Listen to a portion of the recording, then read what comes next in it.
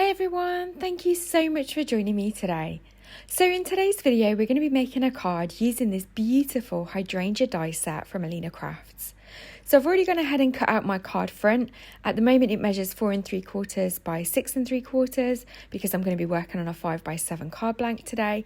And then I've got some scraps of white cardstock which we're going to colour up and use for the die cutting.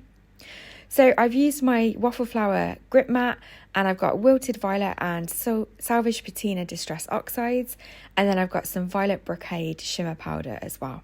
So I've got my waffle flower grip mat, which I've put the white cardstock on, and then I'm able to do a nice ink blend over the top of that. The grip mat I'm really enjoying using. It's perfect for stenciling but also ink blending, holding your cardstock in place without the need for any kind of washi tape. And obviously without getting inky sticky fingers. So once I've got all the ink down and added some of the violet brocade there, you can see it's really looking quite gorgeous. So I've popped that to one side to dry. So we're going to do the same again now with this other piece of cardstock. Now I'm using Shabby Shutters and Twisted Citron Distress Oxide, and then I'm using Jade Fountain Nuvo shimmer powders. So once I've inked that up, added some shimmer powder, spritzed it with water, I'm then going to set that aside to dry as well. So while those panels are drying, I'm now going to use this cover plate die from Alina Crafts to create a background on my card panel. Now I could have die cut it and used it as a stencil, but I decided to ink the die up directly using the same Salvage Patina Distress Oxide that we've already used. And I've inked up the panel. I'm going to spritz it with water and then just flip it over and lightly press it onto the cardstock.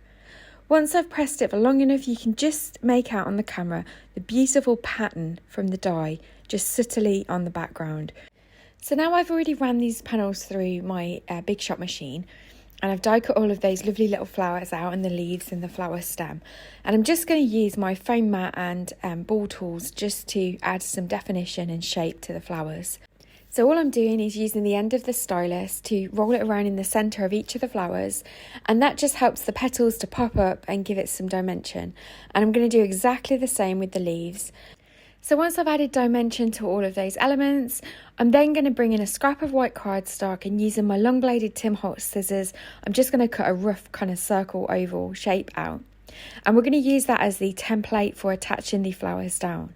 So this is just a great way of gluing all the flowers down, keeping the shape of the flower, of the hydrangea flower, and making sure that you can tuck all those flower elements in there nice and tightly so you get a lovely looking hydrangea.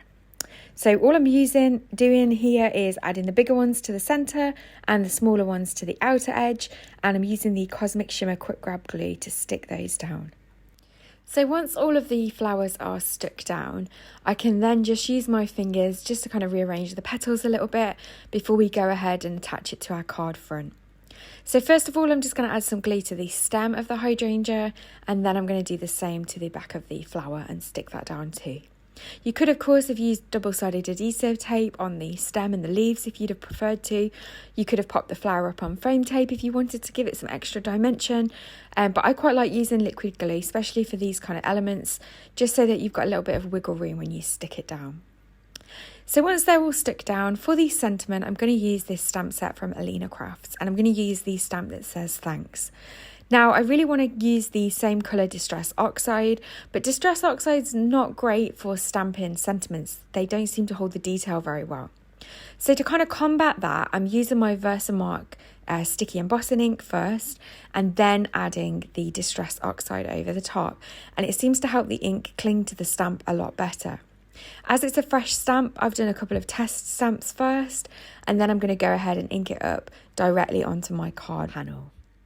So once I've done that, I'm then able to just pop that to one side to dry, and we're going to bring in the 5 by 7 card blank.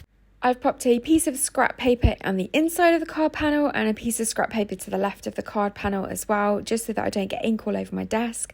And we're just going to create a border using the wilted violet Distress Oxide. And so I'm just using my blending brush just to go all the way around the edge of the card. It doesn't have to be perfect. This is just going to be the border. It saves using a matte layer because I don't have a matching purple colour cardstock, and I really wanted the card to be coordinated. So I'm now just adding some foam tape to the back of the card panel, and this is the Alina Crafts foam tape. I've only got the thin one left at the moment, so I'm using that today, and I'm just using my Tim Holtz scissors just to cut that off. What I love about this foam tape is it's super sticky and the backing tape is so easy to get off. So once I've stuck that down on my card panel, I'm then going to add some white Nuvo drops to the centre of each of the flowers. Now, of course, you could use gems, you could have used sequins, you could have used a Posca pen or a gel pen, anything just to add a little bit of detail to the centre of the flowers.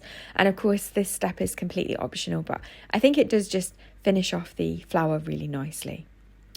Once I've gone ahead and done that, I'm then going to add a few clear water drops just to finish the card. These water drops are also from Alina Crafts, and I've got my tweezers and a wax pencil, which I'm just using to kind of pick them up. I find these a little bit tricky. Well, I find any sequins and gems a little bit tricky to get off my desk and onto the card, and I always find it very tricky to kind of work out the placement of the gems where I want them to go. But once I'm happy with the layout, I'm then able to come back in with the quick grab glue, and I'm just using my wax pencil there to pick each of those elements up. And so that's the finished card for today. Thank you so much for joining me today. I really appreciate the fact that you've took the time to watch this video. Please let me know in the comments below if you've enjoyed this card, and please don't forget to like and subscribe if you'd like to see more from my channel. Thank you so much for watching, and I'll see you in the next video. Take care.